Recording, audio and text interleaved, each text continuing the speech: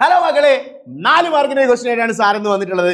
ഇവിടെ നോക്കടാ, 6, 10, 14 എന്ന് പറയുന്ന അരിത്തമെറ്റിക് സീക്വൻസിന്റെ കോമൺ ഡിഫറൻസ് ആരാടാ common difference?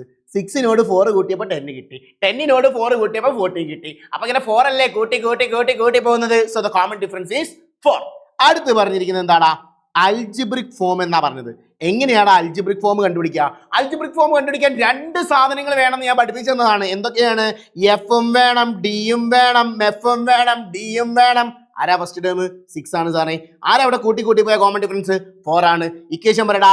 xn is equal to dn plus F minus D. D ആരാ? 4. n പ്ലസ് എഫ് ആരാടാ? 6 minus common difference 4.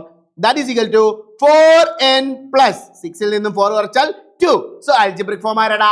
4n plus 2. So sub question B യും കിട്ടി. ഇനി sub question C യിലേക്ക് പോവാം. sub question C യിൽ എന്താ ചോദിച്ചിരിക്കുന്നത്? What is the sum of first n terms? ഈ n terms എന്ന് പറഞ്ഞാൽ എന്ത് തന്നെയാണ്? algebraic form ആണ്. സമ്മിന്റെ algebraic form കണ്ടുപിടിക്കണം എന്ത് വേണം? കോമൺ ഡിഫറൻസ് ആരാ സാറേ? 4 ആണ് സാറേ. ഫസ്റ്റ് ടേം ആരാണ് സാറേ? 6 ആണ് സാറേ. നമുക്ക് d ന്റെ പകുതി കൂടി വേണം, d/2 വേണം. d/2 ആരാടാ? 2 ആണ്. ഇക്വേഷൻ പറയടാ.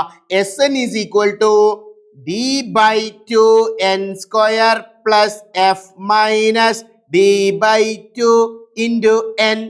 ആഹാ നോക്കിയേ, d/2 ആരാ? d/2 2 ആണ്.